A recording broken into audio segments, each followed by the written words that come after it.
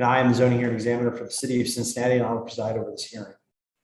Case before us today is case number ZH20220130. The property in question is 3101 Victoria Avenue. The purpose of this hearing is to allow applicants and opposing parties to testify and to offer and refute evidence and testimony. This hearing will follow the rules found in the zoning code and the supplemental rules of the zoning hearing examiner. All testimony and evidence that an applicant or any opposing party wishes to offer must be presented at this hearing. The hearing will proceed as follows. The applicant, the applicant's attorney, or the applicant's agent will first present the applicant's case. The public will have an opportunity to speak after the applicant has presented its case. If there is more than one person opposing an application, those persons should decide among themselves the length of time each will have to speak. If an opposition group is in attendance, I may request that a spokesperson be chosen to speak on behalf of the group. If the applicant is represented by an attorney, the applicant's attorney may cross-examine any person who has testified at the hearing. If a party of record is represented by an attorney, the attorney for the party of record may present witnesses after the applicant has presented its case and may cross-examine any person who has testified at the hearing. In the event that any party testifies or offers argument in opposition to an application, the applicant shall have an opportunity to rebut the testimony and/or argument offered in opposition. After the applicant has been given an opportunity to rebut any testimony and/or argument offered in opposition, any attorney for a party of record will have an opportunity to make a closing statement. Finally, the applicant will have an opportunity to make a closing statement. After all presentations have been made, I will close the hearing. A decision may be expected within 2 weeks. I may limit or exclude any testimony that I deem irrelevant or outside the scope of the application being considered. I may interrupt any speaker to ask questions or to make any comments. I may also refuse to consider hearsay testimony or documents. This means evidence you want to introduce that consists of a statement made by a person who is not present at this hearing, or a document that includes a statement of the person who is at the hearing. In the event of any technical difficulties with the video conferencing technology, I may continue or postpone this hearing at my discretion. All persons providing testimony will be sworn in now. You solemnly swear that the testimony you shall give will be the truth, the whole truth, and nothing but the truth. I do. Sir, what is your name for the record? Pat Brinker. Sir, why don't you tell me just a little bit about your project and why you're here today?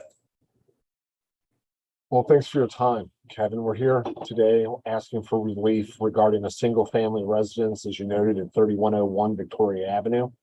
If I could share my screen, if that's okay. Sure.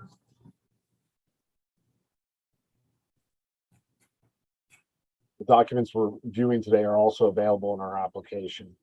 This is the survey. You'll see that 3101 is improved with a 2.5-story primary residence, as well as an existing detached garage. We're here today to discuss a breezeway connection from the primary residence to the existing garage. And by connecting them, the zoning code and both the international and the IRC view that as this existing detached garage becoming part of the primary structure. And that's where we're asking for the relief then. By this becoming the primary structure, we become non-conforming in our side yard at 5.8 feet and our rear yard at 3.5 feet when this becomes considered as part of the primary structure. As an accessory structure on the lot, it is conforming based off those existing measurements.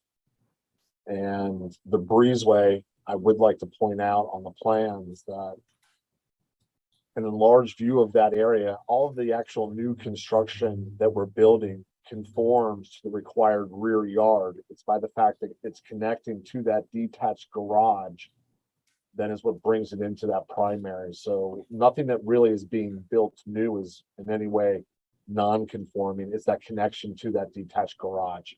So the non-conformity won't increase as a result of this project at all. That's correct. Yes, it's more of, it's just the side yards for the garage, as we noted here on the survey, become non-conforming when they're considered part of the primary residence. Why is the breezeway being built? Like, what's the thought behind it? Why do the homeowners want to build it? They're a young family with 3 young children, so that's a baby carriage, all the stuff that goes along with being young parents, and it's I guess a quality of life type thing where they'd like to be able to get out of their car, walk from their garage, be able to get into the house with the babies, the kids, and everything else in their arms without getting drenched or in the snow having somewhat of a walkable path into the home that's covered. And that's what's driving this, as well as we're connecting a conforming covered patio area, outdoor dining space. And it seems somewhat logical from an architectural standpoint to connection, but also from a quality of life standpoint for the family to be able to access the garage. I will note in this part of Hyde Park, they are the one home that is in the minority without having that attached garage feature to the homes. And that's mainly to do to the topography of Bayard and Victoria, where you're rising up the hill. And when they built the home, I wouldn't think there would be a way to construct an attached garage that could connect without having to put in a rather large retaining wall in this area. So I apologize, Kevin, if I'm getting off topic there, but No, you're fine. okay.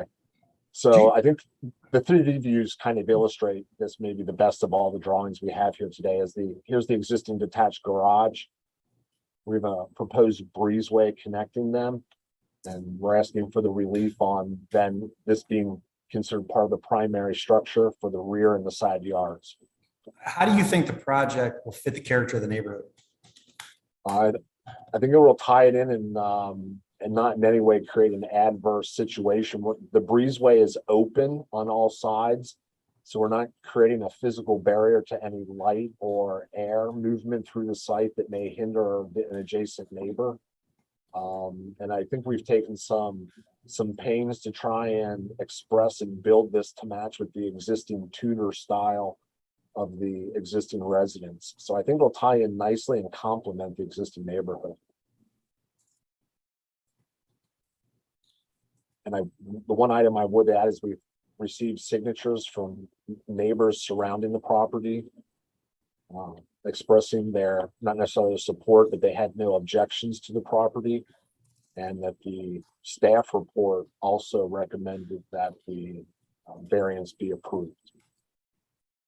I don't have any more questions for you. Is there anything else you'd like to add before I close out the hearing today? No, not today. I just thank you for your time. Great. Well, hey, thanks for coming in. I appreciate it. Share screen is great. I think it's one of the best parts of, being able to do this virtually. It's great that you can just bring it up. It's easy. It was great to be able to see your project. I mean, I looked at the plans obviously beforehand, but it's even better to watch you describe it, Okay. be able to show me. So, well, thank you. We appreciate that. all right. Well, hey, thank you very much. And we'll get a decision to you soon. All right. Thanks for all your help